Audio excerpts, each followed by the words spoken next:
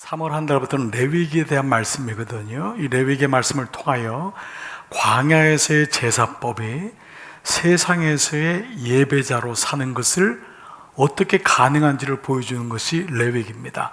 여러분, 레위기 말씀 좀 다소 생소한 분들이 있을 거예요. 어려운 분들이 있습니다. 그러나 결국 말씀을 통해서 핵심을 잡지 않으면 믿음은 추상적이 됩니다. 광야에서의 제사법이 세상에서의 예배자로 어떻게 우리를 인도하는지, 어떤 마음으로 예배를 드려야 되는지가 레위기에 대한 말씀입니다. 430년 동안 애굽에서 종살이하던 이스라엘 백성에게 하나님이 허락하신 선물이 있습니다. 바로 성막입니다. 그래서 출애굽기에서 끝나는 말씀이 창세기, 출애굽기, 레위기로 가잖아요. 이 레위기, 출애굽기는 종살이한 거였는데 레위기의 1장에 나오는 것이 바로 1절에 성막에 나옵니다. 그런데 출애굽기 말씀과 레위기 말씀은 떨어진 말씀이 아니거든요. 자, 그 성막을 주셨는데 모세를 비롯한 이스라엘 백성들이 성막에 들어가지를 못하는 장면이 나와요. 이유는 딱 한 가지예요. 거룩은 죄와 충돌하기 때문에. 죄는 거룩과 충돌합니다. 죄를 가진 모세와 이스라엘 백성들은 하나님의 임재가 있는 성막에 감히 못 들어가는 거예요. 우리가 이런 경험을 하지 않습니까? 너무 거룩하면 내 자신의 죄 때문에 그 하나님의 거룩이 감당할 수가 없는 그 모습이 지금 출애굽기 모습이에요. 그런데 그렇게 성막 앞에서 서성거리고 있는 나를, 모세를, 우리를 하나님이 친히 부르십니다. 그것이 레위기 1장 1절의 말씀입니다. 자, 하나님이 부르신 곳이 어디시죠? 성막에서 부르신 거예요. 그러니까 무소부지하신 하나님이 어디든지 다 있는데 성막에서 부르셨다고 하는 데는 아주 우리가 묵상할 수 있는 중요한 의미들이 많이 있습니다. 자, 주님이 왜 굳이 성막에서 불렀을까? 텐트에 자고 있는 백성들에게 다 찾아가셔도 되잖아요. 하나님의 영이시니까 진에 있는 사람에게 다 찾아가도 되잖아요. 그러면 이 말은 뭐냐 하면 주님이 상징적으로 성막 안에 거하심으로 인하여 그들을 오게 하시는 거거든요. 성막에서 부르시는 거예요. 성막으로 오게 하시는 것이 바로 이제 이 말씀인 거죠. 자, 그러면 그들이 성막으로 가기 위해서는 어떤 준비가 있어야 되죠? 아마 전날부터 혹은 아침부터 성막으로부터 멀리 떨어져 있는 지인에 사는 사람들은 오랫동안 준비를 해야 될지 몰라요. 더 아침부터 일찍 일어나서 준비를 해야 되는 거죠. 그리고 그냥 성막에 가지 않습니다. 그들은 예물을 드리려고 하잖아요. 예물로 드릴 양이나 염소, 소를 끌고 가야 되는 거예요. 그리고 이 말씀 보면 너희 가족이라고 하는 말이 이제 레위기에 나오거든요. 이 말은 혼자만 가는 게 아니에요. 모든 가족들이 같이 예배를 드리러 가는 거예요. 너희 가족이에요. 그러니까 어린 양의 피가 유월절날 있었을 때 그 문설주 바른 집 위에 뛰어넘었거든요. 그래서 이제 세대라고 하는 온 집의 인과 귀도, 온 집이 예수 안에 있다는 것이 이제 레위기 말씀에도 나오는 또 장면이기도 한데, 자, 여하튼 간에 그들은 또 성막에 왔을 때도 그 예물을 잡아야 되는 거예요. 제사장이 잡지 않습니다. 많은 사람들은 제사장이 잡는다고 생각하는데 본인이 가져온 예물을 본인이 잡는 거예요. 자기가 친히 안수하고 자기의 죄가 그 짐승에게 전가되는 거예요. 그리고 그 짐승의 정수리를 정으로 때립니다. 그 찍어서 죽여야 되죠. 그러니까 여러분, 얼마나 힘든 시간이 있었겠어요. 그러니까 이 말씀을 보면은 그 당시 소나 양, 염소, 이거는 가축이었거든요. 우리 옛날에도 소를 집에서 한 마리 아이 대학 보낼 때마다 팔았을 때 그 소는 거의 집의 가축의 개념이었거든요. 그러니까 내가 제일 사랑하는 것을 데려다가 그 이마에 정수리를 침으로 인하여 그 제물을 죽이는 작업을 했던 거예요. 자, 이런 모든 과정들, 또 태웠던 그 찌꺼기를 짐 밖으로 친히 가지고 나가서 버려야 됐던 거예요. 뭐지요? 모든 수고가 다 들어가는 거예요. 예배를 가리켜서 최고의 하나님께 최상의 가치로, 최고의 하나님께 최상의 가치로 라고 하는 것이 예배의 본질이라면, 예배는 내가 있는 곳에서 편안히 주님의 영이 오시면 주님 오셨구나, 우리 다 그렇게 할 수 있잖아요. 그런데 모든 것을 동원하여서 주님께로 나오는 이런 과정들이 예배 안에 있다는 것입니다. 집에서 그냥 앉아 있으면서 하나님은 살아계시니까 나 좋지. 요즘 아이들이 그럽니다. 엄마 아빠는 교회 가라고. 굳이 이럴 때 교회 가면 좋냐고. 그게 합리적인 것 같지만 그 자기의 합리적인 그 마음속에 속아요. 결국은 어느 순간인가 교회랑 떨어져 가 버립니다. 이것이 굳어져 버리는 거예요. 그러면서 뭐라고 합니까? 하나님은 영이시니. 하나님은 영이신데 내가 꼭 성전에 갈 이유가 있습니까? 물론 어려운 가운데는 피해야 됩니다. 잘 조절해야 됩니다. 그러나 내 생각으로 이것을 규정해 버린다면 우리는 너희 몸을 하나님이 기뻐하시는 산 제사로, 그리고 오늘 성막에서 부르시는 그 하나님의 의미를 알지 못한다면 우리의 예배는 한계가 있음을 우리는 보게 되는 것입니다. 부득불 가정에서 예배를 드리는 것이 지속된 분들이 있을 것입니다. 부디 여러분 건강이 회복되거나 상황이 좋아지는 대로 꼭 나와주시기를 축복합니다. 그래야지만이 여러분 마음속에 있는 예배의 마음이 회복됩니다. 하나님 말씀을 우리가 그대로 순전하게 생각을 하셔야 돼요. 자, 이런 가운데 소나 양으로 예물을 드릴지어다라는 것은 바로 소나 양으로 드리지만 원래 제물은 바로 너다라는 것입니다. 죄값으로 소나 양이 안수함으로 죄가 전가되어서 그들이 죽지만 죽어야 되는 건 바로 너 자신이다라는 것이 이 말씀 안에 있습니다. 그러니까 우리가 예배를 드릴 때 예수님이 완전한 예물이 되심으로 하나님께 나아갈 길을 여셨지만 동시에 나 자신이 예물됨을 잊지 마셔야 됩니다. 내가 제물되는 것입니다. 봉헌은 돈을 드리는 행위로 거기서 제한되지 않습니다. 봉헌은 나를 드리는 것입니다.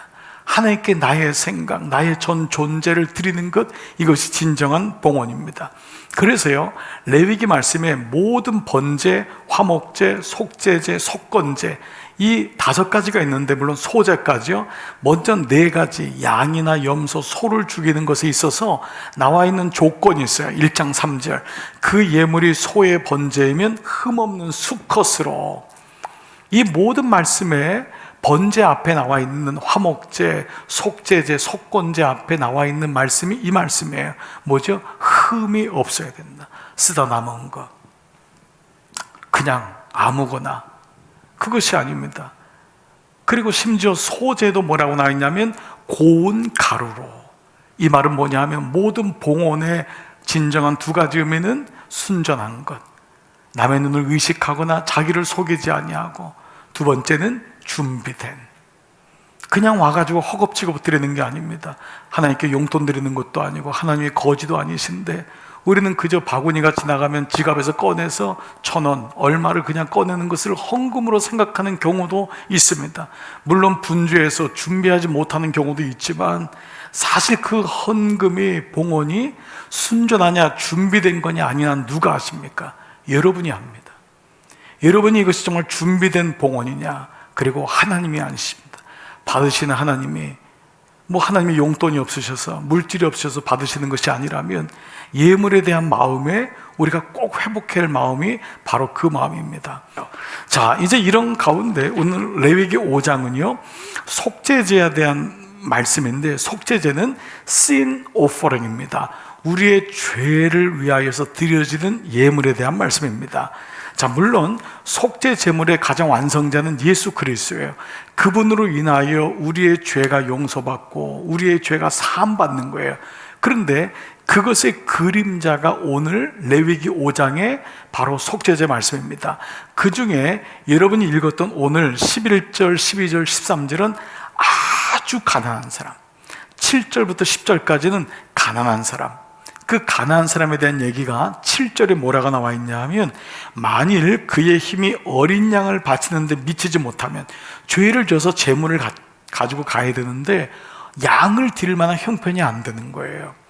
그 사람에게 뭐라 그랬죠? 산비둘기 2마리나 집비둘기 새끼 2마리를 여호와께 드려라. 그 사람에게는 아주 약소하게 된 거예요. 그러나 그조차 어려우면, 그것조차 살 수가 없을 때는 11절에 뭐라고 나왔냐면, 만일 그의 손이 산비둘기 2마리나 집비둘기 2마리에도 미치지 못하면 그의 범죄로 말미암아 고운 가루 10분의 1 에바를 예물로 가져다가 속죄 제물로 드리되 이는 속죄제인즉. 자, 오늘 이 말씀을 가지고 우리가 크게 두 가지의 말씀을 한번 묵상을 한번 해보도록 할게요. 자, 첫 번째, 자, 먼저 이 말씀은 기본적으로 무엇을 의미하는 것일까요? 하나님이 가난한 사람의 것까지 이렇게까지 받으시는가? 무슨 고리 대금업자도 아니고 가난은 안 받으시면 되지 않나요? 여러분, 혹시 헌금에 대한 상처가 있는 분이나 교회를 표면적으로 알고 있는 분들은 이런 얘기를 종종 합니다. 돈 없으면 교회도 못 가. 어디서 그런 얘기가 나왔는지 모르겠지만 여러분, 이 얘기를 가지고 문턱을 넘지 못하고 교회 바깥에서 부정적인 생각으로 예물과 봉헌에 대한 생각을 잘못하는 경우도 있습니다. 심지어는 예수 믿고도 부부 사이에서 이 봉헌의 문제 때문에 갈등이 있는 경우도 적지 않습니다. 여러분, 오늘 이 말씀을 통해 주시는 하나님의 본심이 무엇인지를 알지 못한다면 믿음의 본질에 도착하지 못하고 늘 바깥에서 보게 되는 일들이 적지 않습니다. 자, 왜 하나님은 가난한 자에게, 아주 심히 가난한 자에게 고운 가루 10분의 1 에바를 가져오라고 했을까요? 먼저 고운 가루라고 하는 것은 소제입니다. 소제. 이것은 모든 곡식 가루로 드리는 제사를 의미합니다.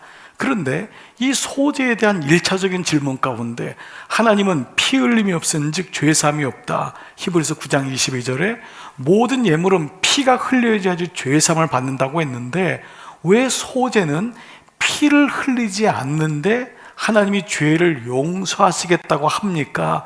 라고 하는 질문을 할 수 있습니다. 자, 이 말씀에 대해서 여러분 어떻게 생각하십니까?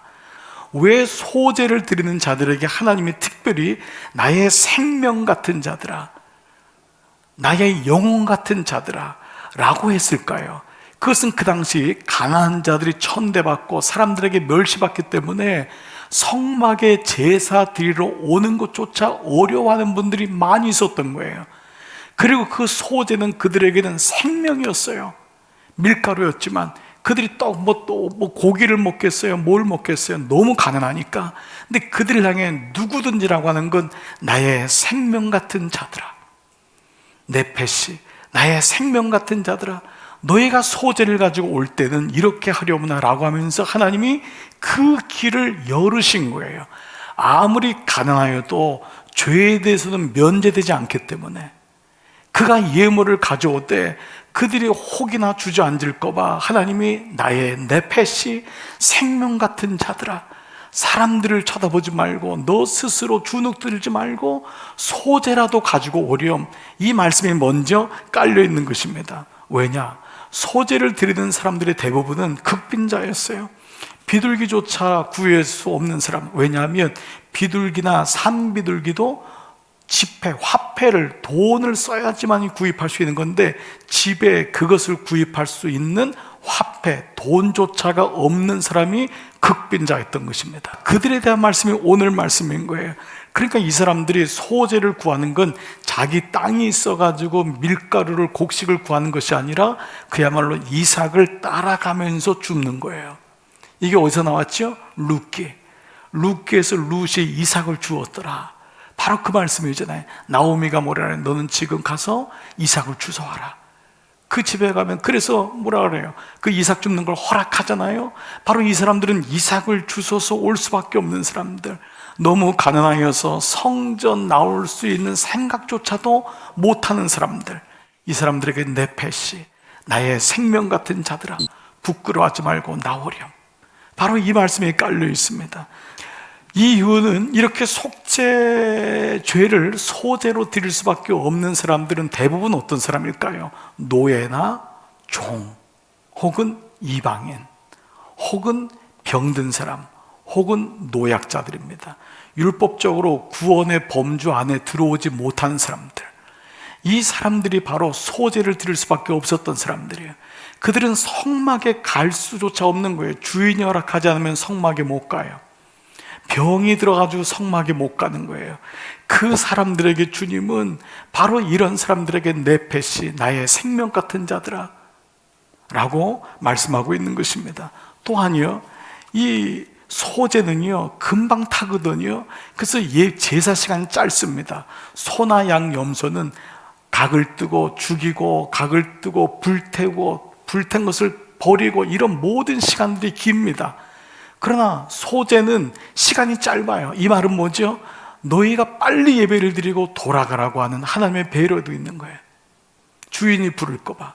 병약한 사람은 성막에 오랫동안 있을 수가 없는 거예요. 그러나 그래도 오라는 거예요. 그래도 와서 예배만 드려라. 그래도 와서 오기만 하면은, 거기에 대한 배려를 계속해서 말씀하고 있는 거죠. 자, 그렇다면 두 번째 묵상은 도대체 고운 가루의 10분의 1의 에바의 10분의 1은 얼마만큼일까? 그리고 제사장이 그 중에 화제로 드리는 한 웅큼이라고 했는데, 이건 뭐를 의미할까라는 것입니다. 이 한 웅큼이라고 하는 건 영어에서 handful, 이 손입니다. 손 아래서 손 한 웅큼을 짚는다라고 하는데, 실제로 이 유대 제사 관습법에는요 이 한 웅큼을 이렇게 지을 것 같은데, 그것이 아니라 유대 제사법의 한 웅큼은요 엄지와 새끼를 뺀 세 손가락입니다. 이걸로 떼는 것입니다. 이걸로 떼기 때문에 이 안에 들어갈 것은 1g, 2g 밖에 되지 않습니다. 이걸 통해서 이것만 있으면, 한 웅큼이라도 그 하나님 앞에 죄를 두려워하는 마음의 예물이 있으면, 그 말씀에 대한 순종이 있으면 내가 너의 죄를 용서하시겠다고 하는, 이것이 하나님 말씀하신 한 웅큼입니다. 그렇습니다. 이것이 아버지의 마음인 것입니다. 그것이 마음인 거예요. 하나님의 우리를 향한 마음, 나오라고 하는 그 마음인 것입니다. 그런데 이 가난한 자의 소재는 꼭 물질적인 가난만을 의미할까요? 이것은 물론 극빈자를 향한 말씀이에요. 너무도 가난하여 소재를 가져올 수밖에 없는 그 사람에게 제사장은 한 웅큼을 지어서 자기 것으로 큰 웅큼을 짓는 것이 아니라 이 세 마디로 이렇게라도 하나님께 올려드리니 너희의 죄가 사했다고 하는 것을 보여주시는 말씀인데, 몇 가지로 좀 우리가 이 말씀을 묵상해야 돼요. 그것은 뭐냐면, 너도 가난한 자였다는 거예요. 너도 한때 가난하지 않았니? 이 말씀이 물질적인 가난을 지금 겪는 사람이 아닐지라도 우리는 예배를 드릴 때마다 우리도 소재를 드리는 그 마음이 있어야 된다는 거예요. 주님, 웬 은혜입니까? 왜 이렇게 나를 후대하십니까? 지금 이렇게 먹고 살만해졌어요. 옛날 같았으면 먹는 것도 어려웠는데 그래도 가끔 제가 놀랍니다. 하나님, 이만큼 살게 됐네요. You were poor. 너도 가난하지 않았냐는 거예요. 너도 가난하지 않았냐? 여러분 어떻습니까? 우리나라 가난한 나라 아니었습니까? 지금 이제 1인당 GNP가 35,000불 됐다고 해서, 이야, 대단하다. 여러분, 대단하다고 여겼던 민족마다 하나님 앞에서 다 사라졌어요. 하나님 앞에 겸손을 가진 민족만이 결국 살아남는 것입니다. 주님, 이만큼 살았지만 나 가난하지 않았습니까? 자기의 가난한 때를 기억하는 사람은 복된 사람입니다. 우리도 참 어려웠었지. 그런데 보십시오. 그때 여러분들의 믿음이 얼마나 귀했습니까? 동시에 이 가난하다고 하는 의미는 물질적인 가난만을 의미하지 않습니다. 이것은 바로 심령의 가난, 즉 예배 드릴 때 우리가 어떤 마음을 가져야 되느냐. 여러분, 있으면 하나님께 더 드릴 수 있으면 얼마나 좋습니까? 때로 없을 수도 있습니다. 그러나 있든 없든 동일한 마음을 가져야 되는 게 뭐냐 하면 바로 상한 마음입니다. 통회하는 마음, 주님 없이는 살 수 없다고 하는 마음. 하나님, 이렇게 드릴 수 있으니 너무너무 감사해요. 나 드릴 때가 너무 감사해요. 기뻐요. 그러나 주님, 나 작은 거지만 주님 앞에 가지고 왔습니다. 바로 이 마음속에 예배하는 마음이 있는 것입니다. 시편 51편 7절 말씀, 하나님이 구하시는 제사는 상한 심령이라. 하나님이 원하시는 마음이 뭐예요? 상한 심령이에요. 늘 자기의 가슴을 치며 우리 집은 하나님 없으면 안 돼요. 주님, 나는 하나님 없으면 안 돼요 라고 하는 그 마음을 하나님이 기뻐 받으시는 것입니다. 그러므로 소재는 꼭 가난한 사람만을 위한 제사가 아님을 알게 됩니다. 우리 모두 하나님이 필요한 우리 모두에게 다시금 내가 어떠한 존재인지를 깨닫게 하는 것이 소재라 할 수 있습니다. 이런 의미에서 하나님은 우리의 상황과 형편을 아십니다. 그래서 진정한 봉헌은 물질의 크기와 관계가 없습니다. 어찌 보면 그 마음 속에 있는 하나님 마음입니다. 하나님 우리를 아는 것입니다. 한 움큼의 믿음으로라도 주님의 포커스 뭐냐면 나오기만 하면 가난해도 죄에 대해서 면제는 없는 것입니다. 그는 예물을 통하여 죄를 하나님께 고해야 되고 용서를 받았어야 되는 거였어요. 자, 이런 가운데 우리는 마가복음 7장의 말씀을 오늘 마지막 말씀으로 여러분과 나누고 싶습니다. 마가복음 7장 보면은요, 수로 보닉의 여인에 대한 이야기가 나옵니다. 이 사람은 가나안 여인이에요. 그러니까 이방인인 거죠. 자기 딸이 아주 심한 귀신에 걸려서 큰 병을 얻게 되어서 자기 딸의 치유를 위해서 살려달라고 예수님께 나왔어요. 아마 예수님 앞에 무릎을 꿇고 정말 살려달라고, 예수님 살려주세요라고 애원을 했던 것 같아요. 일반적으로 사랑이 많은 예수님 같으면 어떻게 할까요? 내가 낫기를 원하느냐? 그리고 이 정도 여자의 믿음, 어머니의 믿음 보면 내 믿음이 너를 구했도다 이러시면 좋은데, 예수님이 아주 그냥 2번 죽이는 거예요. 너가 개다. 그래, 너가 개다. 개들에게 취함이 마땅치 아니하자. 그런데요, 그 다음 이 어머니의 고백을 보세요. 그 다음 구절 한번 봐보세요. 여자가 대답하여 이르되 주여 올소이다 마는, 주님 말씀하신 게 옳아요. 저는 개예요. 사람들이 다 저보로 개라고 합니다. 사람도 아니라는 거예요. 그런데 뭐라고 하죠? 그 개도, 상 아래 개들도 아이들이 먹던 부스러기를 먹지 않습니까? 그러니 주님의 은혜 주시면 그 부스러기라도 먹으면은 제 딸이 낫겠습니다. 내가 마음을 열고 하나님을 향하여 항복하면 그 은혜가 떨어질 텐데, 무슨 자존심이 그렇게 세가지고, 무슨 내 마음에 상처가 많다고 하나님 앞에까지 가로막혀 있으니까 하나님이 그 많은 은혜를 주시는데도 하나님이 어디 계신가 찾는 것이 우리 모습이라는 것입니다. 이런 의미에서 부스러기 같은 나는 있을지 몰라도 부스러기 같은 은혜는 없습니다. 부스러기 같은 은혜는 없습니다. 내가 그 작은 한 움큼의 믿음만으로라도, 한 움큼의 순종만으로라도 내가 가지고 있는 생각을 깨고 주님 앞에 나가기만 하면 주님은 한이 없는 하나님의 은혜를 베풀어 주시기로 약속하셨고 기다리고 있습니다.